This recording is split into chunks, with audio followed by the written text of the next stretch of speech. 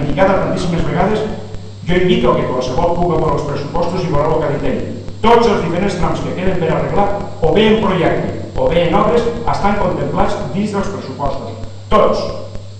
Tots. El tram Rafa l'Espírit de la província de Castelló, que evidentment és de la província de Teruel, doncs començarem les obres immediatament, molt pront. És a dir, tota la carretera està en vies de solució.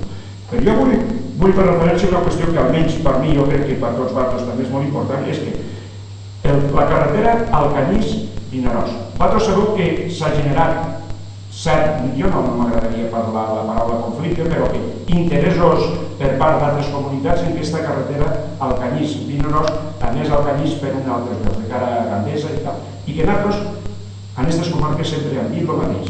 Aquesta és una carretera històrica de sortida de la gent d'Aragó a la costa i, per tant, entenem que la conversió d'aquesta carretera en autovia ha de ser Alcanyís-Vinaròs.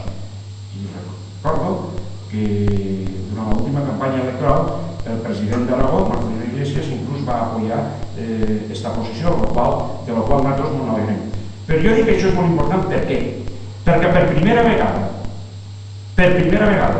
jo encara no he sentit cap manifestació per part de la Generalitat Valenciana respecte a aquest projecte, als pressupostos generals de l'Estat apareix un estudi del projecte. És a dir, el Ministeri començarà a estudiar la viabilitat d'aquest tram per la seva conversió en autovia, el qual, encara que la partida no és molt gran perquè per l'estudi del projecte, és importantíssim. La Nacional 232, ja ho he comentat, la Nacional 238, encara que és una carretera que possiblement a la vida diu que no ens afecta tant, que és la carretera de Vinaròs a Ulldecona, la connexió en l'autopista.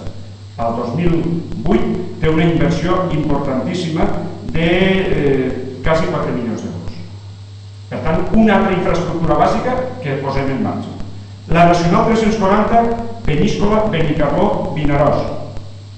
Apareix als pressupostos en aquests moments. S'està fent el projecte i, per tant, el 2008 estarà tot en obres. És a dir,